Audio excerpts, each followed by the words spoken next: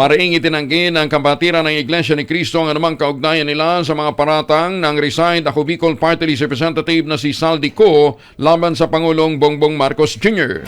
Ito'y kasabay ng pagsisimula kahapon ng 3 araw na Rally for Transparency and Better Democracy sa Quirino Grandstand. Ayon sa tagapagsalita ng INC na si Edwil Sabala, wala silang anumang komunikasyon kay Ko at hindi sila nakialam sa pagbuo ng pahayag ng mababatas.